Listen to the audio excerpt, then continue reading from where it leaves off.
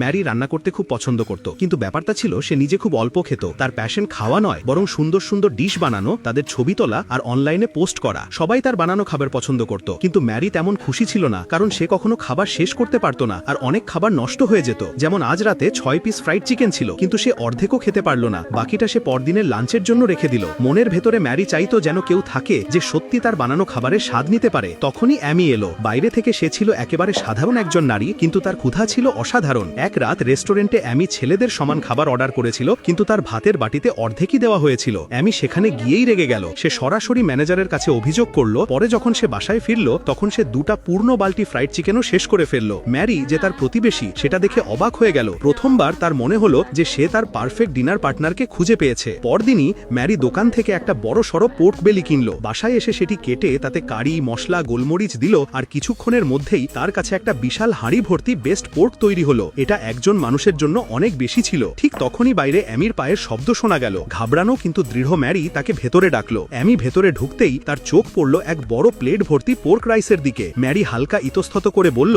আজ একটু বেশি হয়ে গেছে, ভেবেছিলাম শেয়ার করলে ভালো হবে। এক মুহূর্তের জন্য অ্যামির মুখে কোনো ভাব প্রকাশ পেল না। ম্যারি প্রায় প্লেটটা আবার তুলে নিচ্ছিল, কিন্তু তখনই অ্যামি তার চুল বাঁধলো, যেন কোনো যোদ্ধার যুদ্ধে নামার প্রস্তুতি নিচ্ছে। সে চামচ তুলল আর সরাসরি খাওয়া শুরু করলো। সে মন দিয়ে খেতে থাকলো, এক কামড়ার পর আরেক কামড়, যতক্ষণ না প্লেট প্রায় খালি হয়ে গেল। অ্যামিকে এভাবে খেতে দেখে ম্যারির অবশেষে মনে পড়ল কেন সে রান্না করতে এত ভালোবাসে। শুধু বানানোর জন্য নয়, বরং অন্য কাউকে সত্যি সেটা উপভোগ করতে দেখার জন্য।